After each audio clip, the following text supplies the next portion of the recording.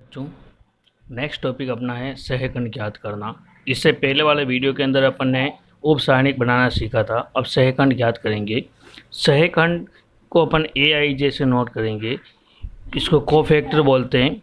और एम आई जे का मतलब यहाँ पर एम क्या है, उपसारणी के जो माइनर बोलते हैं, उपसारणी क्या बोलते हैं, माइनर। तो इसका कोई भी अवयव है उसके सहखंड ज्ञात करने का फॉर्मूला क्या है, ए आई जे इक्वल्स टू -1 इसकी पावर आई प्लस जे और एम आई जे। यह जो फॉर्मूला है उसको आपको याद रखना है।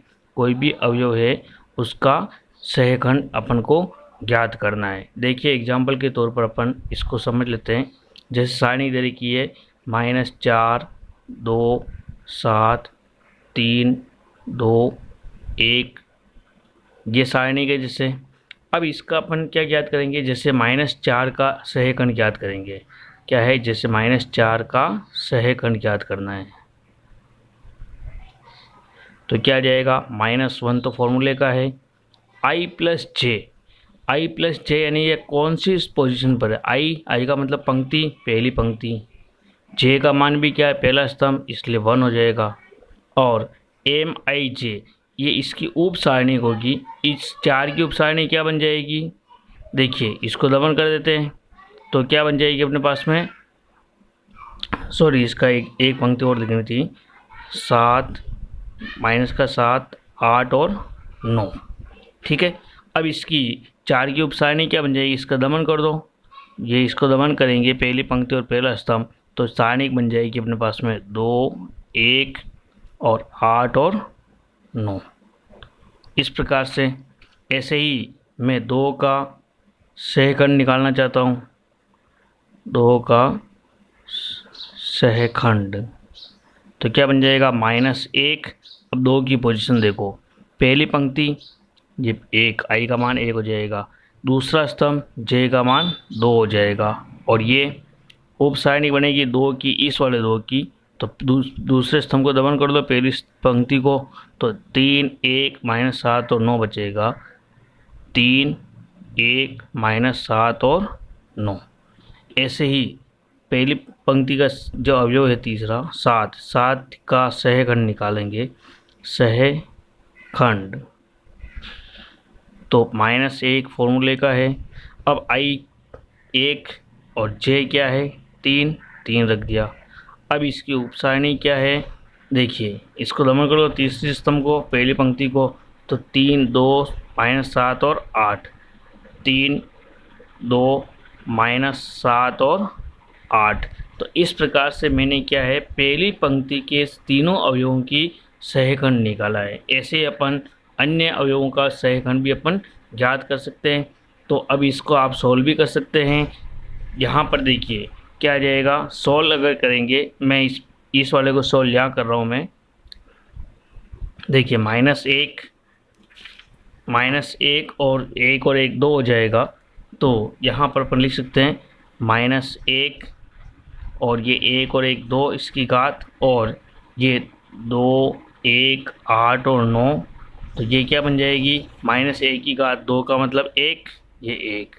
अब इस सारणी को सरल करना आपको आता है, दो क्रम की सारणी के, तो 2 × 9, ये 2 × 9 -1 × 8, 1 × 8 हो जाएगा, तो 1 और 9 दूनी 18, 18 -8, तो ये अपने पास में क्या बच जाएगा, 1 और 10 बचेगा, 10 को 1 से गुणा करेंगे तो 10 हो जाएगा।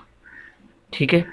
ऐसे ही इस वाले की मैं मान निकाल रहा हूँ, यहाँ पर सोल्व कर रहा हूँ इसको, -1 तो ये है ही है, 2 और 1 3, इसकी पावर 3 हो जाएगी। सारणी बची है, यहाँ लिख रहा हूँ 3 1 -7 और 9, -1 की पावर 3 -1 होता है। अब इस सारणी को सरल कर लेते हैं, 3 × 9 माइनस और माइनस ये 7 है तो प्लस हो जाएगा, गुणा करेंगे तो माइनस माइनस प्लस, इसलिए यहाँ पर प्लस, और 1 × 7 तो -1 9 होती है 27 प्लस 7 -1, और यह आ जाएगा 27 और 7 कितने होते हैं 34, तो ये अपने पास में आ जाएगा इसकी वैल्यू -34। ऐसे ही थर्ड वाले को यहाँ सोल्व कर रहा हूँ मैं, -1 तो फॉर्मूले का है, 3 और 1 4, ये सारणी बची हुई है 3 2 -7 और 8, तो यह आ जाएगा -1 की पावर 4 1 हो जाएगा। और इस सारणी को सॉल्व कर देते हैं, 8 × 3 माइनस, अब यहाँ पर देखिए माइनस वापस है तो माइनस माइनस प्लस हो जाएगा गुणा करने पर, 7 × 2 1, 8 × 24, ये 24 प्लस 7 × 14, इसको जोड़ देते हैं, 8 3 38 हो जाएगा, 38 को 1 से गुणा करेंगे तो 38 हो जाएगा। तो इस प्रकार से अपन सारणी जो है उसका सहीकरण अपन निकाल सकते हैं, प्रत्येक अवयव का सहीकरण ज्ञात कर सकते हैं। तो मैंने क्या किया, प्रथम पंक्ति के तीनों जो अवयव हैं उनका सहीकरण ज्ञात किया। फॉर्मूला आपको ये ध्यान रखना है, फॉर्मूला ही मेन इम्पोर्टेंट है। और यहाँ पर आई और जे क्या है, उस जो अवयव है, जिस अवयव की अपन सहीकरण निकाल रहे हैं उसकी पोजीशन बताती है। आई का मतलब पंक्ति और जे का मतलब स्तंभ, इस चीज़ का आपको ध्यान रखना है। यहाँ पर रिपीट कर रहा हूँ मैं, एम क्या है, उप सारणी के, क्या है, उप सारणी, इसको माइनर बोलते हैं तो इसलिए मैंने एम से लिखा है।